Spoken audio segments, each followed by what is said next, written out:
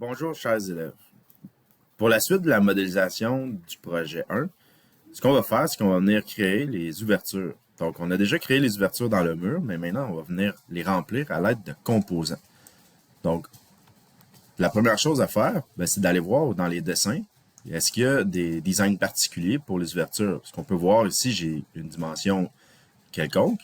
Ici, j'en ai une autre. Ici, j'ai l'air d'avoir la même dimension de fenêtre. Ici, c'est pas tout à fait. Donc, il faut vraiment porter attention au dessin, au plan, pour pouvoir trouver quel type de fenêtre je vais avoir à faire. Si on regarde une élévation ou un plan, il y a une numérotation qui permet de distinguer chacune des ouvertures. Vous remarquerez qu'il peut avoir plus d'une fenêtre comportant le même numéro. Prenons par exemple la fenêtre F01. On peut la voir sur l'élévation, qu'il y en a deux, juste une à côté, qui va être séparée par une genre de colonne grisée entre les deux. Donc, on va aller voir sur la feuille du cahier de plan comportant les élévations et les détails des ouvertures pour mieux comprendre comment cette fenêtre-là va s'intégrer dans mon modèle 3D. Sur cette feuille, vous trouverez l'information nécessaire pour réaliser les ouvertures telles que les portes et les fenêtres du projet. À gauche de la feuille, vous remarquerez les élévations des ouvertures et à droite, vous allez remarquer les détails typiques de chaque ouverture. Regardons la fenêtre F01. Ses dimensions sont de 3 pieds par 5 pieds 10. Si je regarde le détail typique de la fenêtre, on peut remarquer aussi les dimensions du cadre de la fenêtre ainsi que de son placement par rapport au mur extérieur.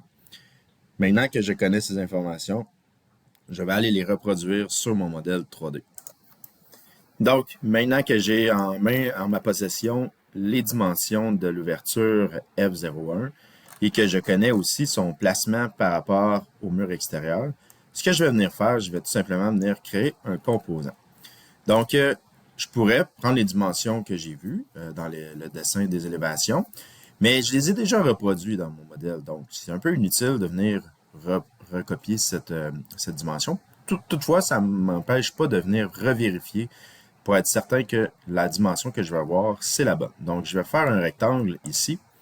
Et si vous regardez dans le bas, vous allez voir les dimensions. Donc, j'ai 5 pieds 10 par 3 pieds. Ça correspond à ce qu'on avait sur les dessins d'élévation. Donc, je vais venir faire mon rectangle en premier temps. Si vous avez remarqué, là, je n'ai pas travaillé dans mon groupe. J'ai travaillé sur mon groupe. Si je rentre dans mon groupe comme ça et que je viens faire un rectangle, alors à ce moment-là, ça va être difficile de venir faire un composant. Donc, je vais m'assurer de toujours faire mes composants en dehors de mes groupes pour pouvoir mieux les placer et aussi mieux gérer les étiquettes. Maintenant que j'ai fait mon premier rectangle, ce que je vais faire, je vais venir le sélectionner avec un double clic et je vais venir cliquer droit pour créer un composant. Le composant, je vais l'appeler fenêtre F01 pour ce qui correspond aux numérotations de la fenêtre. Une fois que j'ai terminé de créer cette fenêtre, je vais venir créer ici et ça va devenir un composant. Comme la fenêtre à côté, c'était aussi une fenêtre F01. Ce que je peux faire, je peux venir la sélectionner et je peux venir la copier ici. Donc, avec l'outil M, avec le contrôle, je vais pouvoir venir déplacer la fenêtre en la copiant ici. Et comme ça, je vais pouvoir éditer cette fenêtre-là et celle-ci va se modifier en même temps. Donc, je vais rentrer dans cette fenêtre-là. Si vous remarquez, quand je sélectionne les éléments, l'autre composant ici va venir être en subbrillance. Donc, je vais sélectionner ma face ici, puis je vais aller faire le contour de cadre de fenêtre. Je vais venir cliquer sur l'outil F pour faire un décalage. Je vais cliquer une fois sur ma surface et je vais rentrer 2 entrées qui correspondent à la largeur du cadre que j'avais. Si on remarque sur les dessins, la fenêtre, pardon, elle est repoussée de 2 pouces par rapport au mur extérieur. Fait que ce que je vais faire, c'est que je vais sélectionner l'ensemble de ma fenêtre et je vais la mettre à 2 pouces vers l'intérieur ici.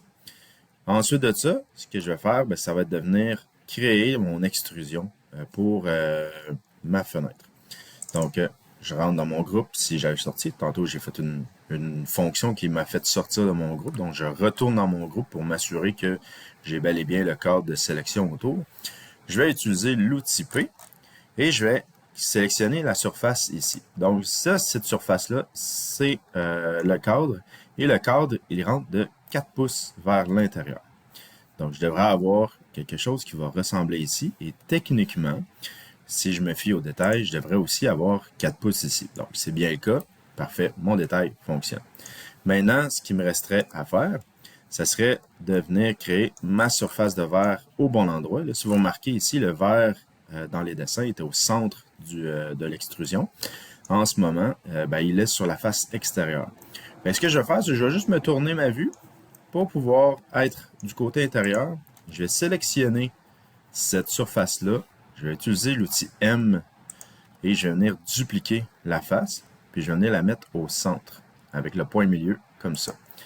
Ensuite de ça, ce que j'ai à faire, j'ai juste à retourner à l'extérieur et prendre cette surface-là, puis la supprimer. Et là, voilà, j'ai fait ma fenêtre. Et par le fait même, j'ai fait aussi l'autre fenêtre à côté.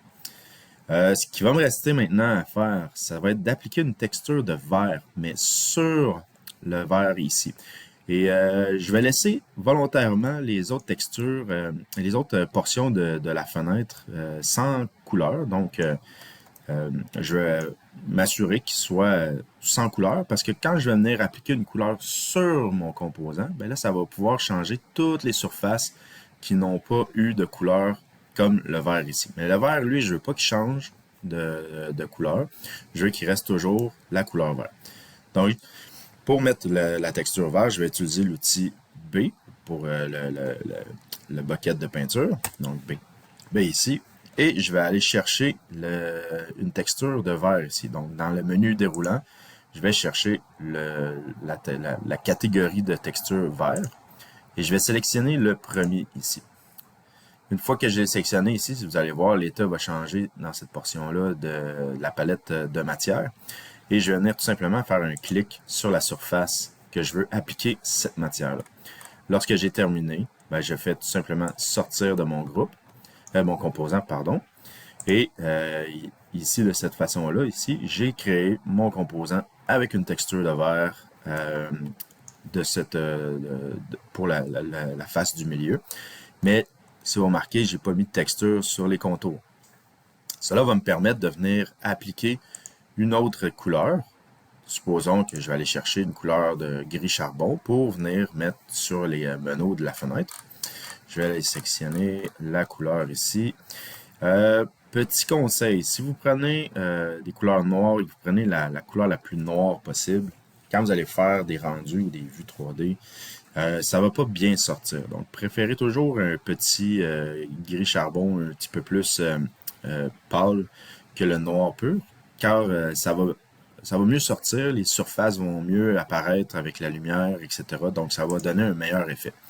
Donc, je vais prendre le charcoal ici et je vais venir tout simplement cliquer sur mon composant sans rentrer dedans. Et ce que ça va faire, c'est que ça va venir appliquer la couleur sur toutes les surfaces que je n'ai pas mis de texture, excepté le vert. Le vert, lui, j'ai décidé dans mon composant de venir mettre une texture, mais j'en ai pas mis sur les contours, ce qui fait en sorte que je peux changer comme que je veux la couleur de toutes les surfaces de mes meneaux de fenêtre sans rentrer dans le composant puis venir rééditer chacune des surfaces. Donc, c'est une façon de gagner du temps quand on travaille. Je ne ferai pas les autres ouvertures, mais je vous laisse les faire sur la base de ce qu'on a vu. Donc, fiez-vous aux dimensions dans les élévations des ouvertures et ainsi que les détails typiques des ouvertures pour compléter le reste des ouvertures. On se revoit pour la suite. Merci.